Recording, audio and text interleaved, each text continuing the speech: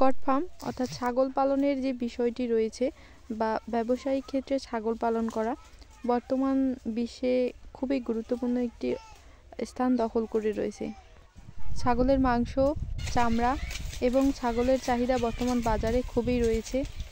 Black Bengal ছাগলের মাংস যে চাহিদা রয়েছে বর্তমান বাজারে, এতে করে খামারিগণ খুবই লাভবান হচ্ছে বা লাভ করতেছে আর কি।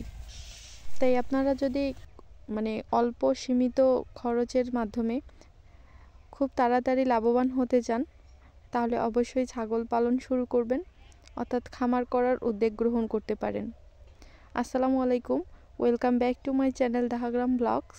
তো আশা করি সবাই অনেক অনেক ভালো আছেন এবং সুস্থ আছেন। আলহামদুলিল্লাহ আমিও ভালো আছি।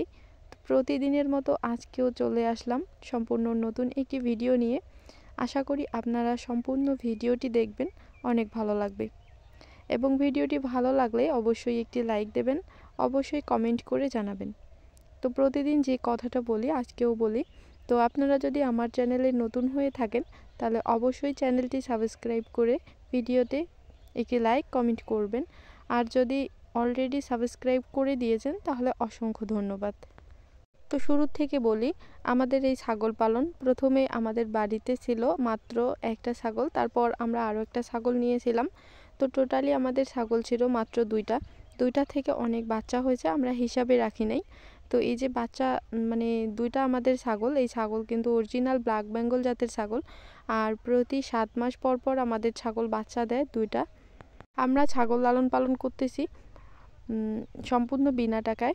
মাত্র কয়েকদিন আগে ছাগলের জন্য খাদ্য নিয়ে আসছি, তাও আবার শুধু চালের খুদ। সেটাও আমরা আনতাম না, কেননা বর্তমান 2 মাস ডিসেম্বর মাস এবং জানুয়ারি মাস খুবই খাদ্য সংকট। মূলত আমরা মুক্তচারণ পদ্ধতিতে ছাগল লালন পালন করে থাকি, মাঠে চড়িয়ে অর্থাৎ ঘাস সংগ্রহ করে। তো বাংলাদেশে বর্তমান কৃষিকাজের মৌসুম, তাই কৃষিকাজের ক্ষেত্রে আমরা ছাগলের জন্য পর্যাপ্ত পরিমাণে ঘাস সংগ্রহ করতে পারছি না, অথবা ছাগলগুলোকে খাওয়াতে পারছি না। তারপরেও আমরা চেষ্টা করছি ছাগলগুলো কিভাবে কম টাকায় লালন পালন করা যায়। তো মূলত এখানে দেখতে পাচ্ছেন এই যে আমরা ছাগলগুলোকে বাঁশের পাতা খাওয়াচ্ছি। তো জাস্ট 2 টাইম করে আমরা গাছের পাতা অর্থাৎ যে কোনো গাছের পাতা খাওয়াই। তারপর আমরা 1 টাইম চেষ্টা করি কাঁচা ঘাস দেওয়ার। আর আমরা খুদ, চালের ধানের ভুসি, ভুট্টার গুঁড়া এগুলা ভাতের মাড় দিয়ে খাওয়াই। তো এতে করে একটা টোটালি হিসেবে দেখা যাচ্ছে যে আমাদের ছাগলের পিছনে তেমন খরচ হয় না। জাস্ট প্রতিদিন 30 থেকে 35 টাকার মধ্যে খরচ হয়। আর বাকি যে খাদ্যগুলো আমরা ছাগলগুলোকে খাওয়াই সেটা সম্পূর্ণ বিনা টাকায়। তো 10টা ছাগল পালনে দেখা যাচ্ছে আমাদের মাত্র প্রতিদিনের খরচ 30 টাকা। তো এই হিসেবে দেখা যাচ্ছে যে আমাদের 10টা ছাগলের পিছনে প্রতি মাসে খরচ পড়ে মাত্র 900 টাকা করে। তো যাই হোক, এই হিসেবে বলবো যে ছাগল লালন পালন করা খুবই সুবিধাজনক, তাও যদি হয় আবার ব্ল্যাক বেঙ্গল জাতের ছাগল। তো ব্ল্যাক বেঙ্গল জাতের ছাগলের কিন্তু খাবার চাহিদা এমনিতেই অনেক থাকে। যে কোনো ধরনের খাদ্য দিয়ে ব্ল্যাক বেঙ্গল জাতের ছাগল লালন পালন করা যায়।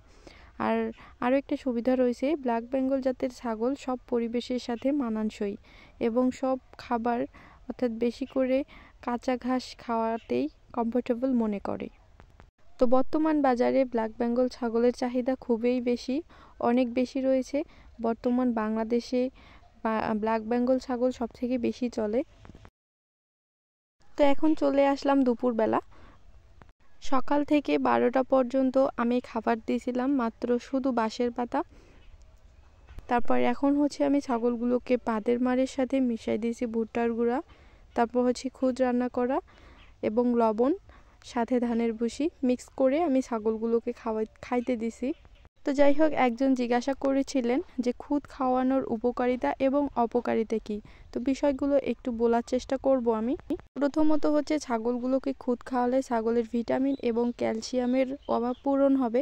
আর যেহেতু শীতকাল, ছাগলের প্রফিট ঠিক রাখার জন্য এবং ছাগলের স্বাস্থ্য হিট রাখার জন্য চালের গুঁড়া অর্থাৎ চালের খুদ খুবই মানে বিশেষ উপকারী এবং কার্যকারী।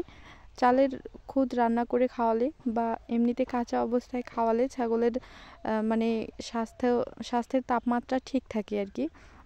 এবং তাপমাত্রা ঠিক থাকায় আপনার ছাগলের জ্বর, সর্দি, কাশি অর্থাৎ ঠান্ডা লাগার যে সমস্যাটা রয়েছে এই সমস্যাটা আর হবে না কিন্তু। তাছাড়া হোক এই 2 মাস, শীতের ডিসেম্বর মাস এবং জানুয়ারি মাস ছাগলের খাদ্য সংকটে পড়তে হয়। আর যেহেতু আমরা শুধু ঘাসের উপর নির্ভর করে খাওয়াই, এজন্য হচ্ছে আমরা খুদ নিয়ে আসছি। তো খাদ্য সংকটের সময় খুদ খাওয়ানো খুবই একটা মানে বিশেষ ভূমিকা রাখে আর কি ছাগল পালনের ক্ষেত্রে। তো যাই হোক, এখন বলি যে অপকারিতাগুলো কি কি বা ক্ষতি কি কি হতে পারে। তো আপনারা সবাই জানেন যে বেশি মানে অতিরিক্ত কোনো কিছুই ভালো না, সেটা হোক মানুষের ক্ষেত্রে বা পশু পাখির ক্ষেত্রে। তাই আপনারা খুদ অথবা কাঁচা চাল খাওয়াতে পারেন, কিন্তু পরিমাণ মতো। পরিমাণের থেকে যদি বেশি খাওয়ান তাহলে ছাগলের পেটের সমস্যা হবে, অর্থাৎ ছাগলের পাতলা পায়খানা হতে পারে, ছাগলের পেটে ব্যথা করতে পারে প্রচুর। তার সাথে সাথে ছাগলের বদহজম হতে পারে এবং বদহজম হওয়ার কারণে ছাগলের কোটবন হতে পারে। কাজেই আপনাদেরকে সকল বিষয় মাথায় রেখে সঠিক নিয়মে ছাগল লালন পালন করতে হবে এবং খুবই ভেবে চিন্তে সময় নিয়ে সুস্থ মস্তিষ্কে ছাগলগুলোকে খাবার দিতে হবে। তাহলে আপনার ছাগলের খামার হতে পারে, অর্থাৎ আপনি খামার করে সাফল্য অর্জন করতে পারেন। তো যাই হোক, চলে আসলাম হচ্ছে মানে দুপুরের পর। তো ছাগলগুলোকে খাওয়ানোর পর মানে পানি খাওয়ানোর পর এখন হচ্ছে আবারও আমি গাছের পাতা, এখন কলার পাতা কেটে দিয়েছি। তো এখানে দেখেন অনেকগুলো কলার পাতা ঝুলানো অবস্থায় রয়েছে। মাটিতে দিলে ছাগলগুলো নোংরা করে, খায় না, মানে হচ্ছে নষ্ট করে আর কি। তো এই জন্য আমি ঝুলাই দিছি, এইভাবে নষ্ট কম করে এবং সবগুলো পাতাই প্রায় খায়। তো ছাগলগুলো হচ্ছে এখন আমাদের কলার পাতা খাচ্ছে। তো বিকেলবেলা মাত্র আমি শুধু ঘাস দিয়ে কিছু ঘাস খাওয়ানোর পর ছাগলগুলোকে ঘরে রাখবো, মানে ঘরে তুলবো আর কি। তো আমরা কিন্তু এতদিন থেকে ছাগল লালন পালন করেছিলাম মাত্র মানে শুধু ঘাস এবং গাছের পাতা দিয়ে। তো এখন যাই হোক, যেহেতু খাদ্য সংকটে পড়েছি তাই শুধু 50 কেজি খুদ নিয়ে আসছি কিনে। এর বাইরে আমাদের ছাগলের পিছনে কোনো খরচ হয় না। তবে ব্ল্যাক বেঙ্গল ছাড়াও কিন্তু অনেক জাতের ছাগল রয়েছে, সেগুলো ছাগল লালন পালন করলে অবশ্যই দানাদার খাদ্যের উপর নির্ভর হতে হয়। দানাদার খাদ্য না খাওয়ালে ছাগলের মানে গ্রোথ ঠিক থাকে না। তো যাই হোক, যেহেতু আমাদের বাংলাদেশে বর্তমান ব্ল্যাক বেঙ্গল জাতের ছাগলের চাহিদা বিশেষভাবে রয়েছে, তাই চেষ্টা করবেন ব্ল্যাক বেঙ্গল ছাগল দিয়ে খামার শুরু করার এবং খামারে রাখার চেষ্টা করবেন। আর ব্ল্যাক বেঙ্গল জাতের ছাগল লালন পালন করা খুবই সুবিধাজনক এবং এই ছাগলের রোগ প্রতিরোধ ক্ষমতাও মানে বেশি থাকে, যে কোনো রোগে আক্রান্ত হয় না। এবং সঠিক যত্ন পরিচর্যা এবং নিয়ম অনুসারে যদি লালন পালন করতে পারেন তাহলে অবশ্যই আপনি লাভবান হবেন এবং আপনার খামার অনেক বড় হবে। তো যাই হোক, যারা কন্টিনিউ আমার ভিডিও দেখেন, আমাকে ফলো করেন, আমার চ্যানেলের পাশে থাকেন, সবাইকে অসংখ্য ধন্যবাদ। করি সবাই অনেক অনেক ভালো থাকেন, সুস্থ থাকেন সবার ফ্যামিলির সাথে, এবং আমাদের জন্য সবাই দোয়া করবেন, আমিও সবার জন্য দোয়া করি। তো যাই হোক, এখন একটা কথা বলতে চাচ্ছি, সেটা হচ্ছে যে এই যে দেখতে পাচ্ছেন আমরা কলার পাতাগুলো যে ছাগলকে খাওয়াচ্ছি, তো আমাদের ছাগলগুলো আপনারা একটু ভালো করে লক্ষ্য করলে বুঝতে পারবেন যে কোনো রকম হাঁচি, কাশি বা সর্দি বা জ্বরের কোনো প্রভাব নেই। আমাদের ছাগলগুলো দিব্যি ভালো রয়েছে, সুস্থ রয়েছে, এবং মানে প্রফিট রয়েছে, ছাগলের গ্রোথ ঠিক আছে। তো এই জন্য আমরা হচ্ছে কলার পাতাগুলো খাওয়াই, বেশি খাওয়ালেও সমস্যা হয় না। আপনাদের কারো যদি ছাগল মানে জ্বর বা সর্দি, কাশি এরকম সমস্যা হয়ে থাকে তাহলে চেষ্টা করবেন কলার পাতা যেন একটু মানে কম খায় ছাগল, কেননা কলার পাতা কিন্তু ঠান্ডা, আর ছাগলের যদি ঠান্ডা লাগে সমস্যা থাকে তাহলে আপনারা কলার পাতা একটু কম করে খেতে দিবেন। তো এখন হচ্ছে বিকেলবেলা আমি ছাগলগুলোকে খাইতে দিছি ঘাস, মানে সামান্য পরিমাণে আর কি। তো ঘাসের যে চাহিদাটা রয়েছে, ছাগলের স্বাস্থ্য ঠিক রাখার জন্য যে ক্যালোরি দরকার, সেই ক্যালোরির মানে আমি হিসাব করে ঘাস দিয়েছিলাম। তো এখানে এই ঘাস, কাঁচা ঘাস, তো এই ঘাসগুলো খাওয়ার পর আমি কিন্তু ছাগল ঘরে তুলবো। আর ঘরে তোলার জন্য মানে বেশি সময় নাই আর একটু শীতকাল যেহেতু, একটু তাড়াতাড়ি আমি ছাগলগুলোকে ঘরে তুলি। কেননা শীতকালে কিন্তু যখন মানে বিকাল থেকেই মাটি ঠান্ডা হয়ে আসে।